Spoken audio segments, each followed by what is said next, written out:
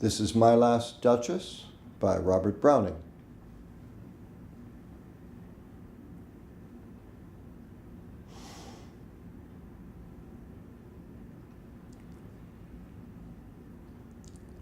That's my last Duchess painted on the wall, looking as if she were alive.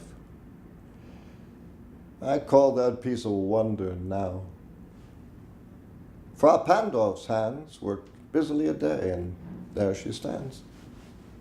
Well, please you sit and look at her. I said Frau Pandolf by design, for never read strangers like you the pictured countenance, the depth and passion of its earnest glance.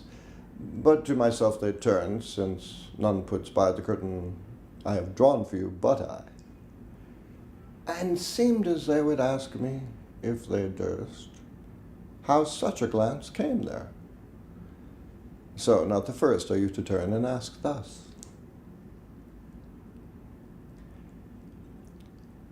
Sir,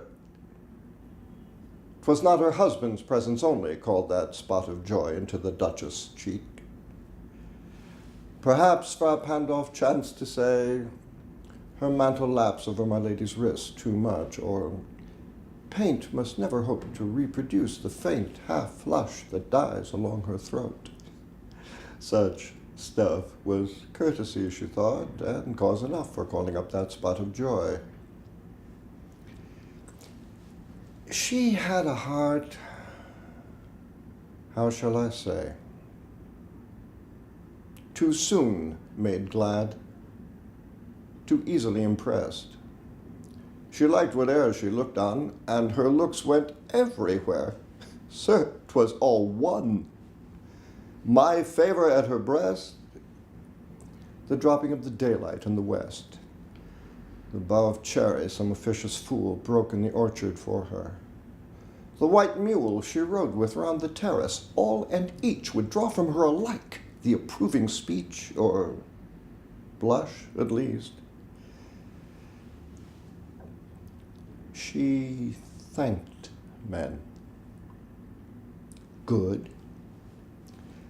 But thanked somehow, I know not how, as if she ranked my gift of a 900-years-old name with anybody's gift.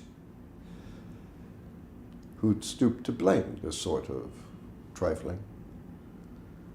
Even had you skill in speech, which I have not, to make your will quite clear to such an one and say just this or that, and you disgusts me.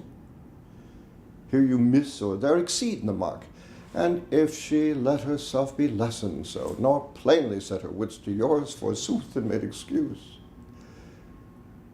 e'en then would be some stooping, and I choose never to stoop. Oh, sir, she smiled no doubt whene'er I passed her, but who passed without much the same smile? This grew. I gave commands. Then all smiles stopped together. There she stands as if alive. Will it please you rise? We'll meet the company below then. I repeat, the Count, your master's known munificence is ample warrant that no just pretence of mine for dowry will be disallowed, though his fair daughter's self, as I avowed at starting, is my object. Nay, we'll go together down, sir. Notice Neptune, though, taming a seahorse, thought a rarity, which Claus of Innsbruck cast in bronze for me.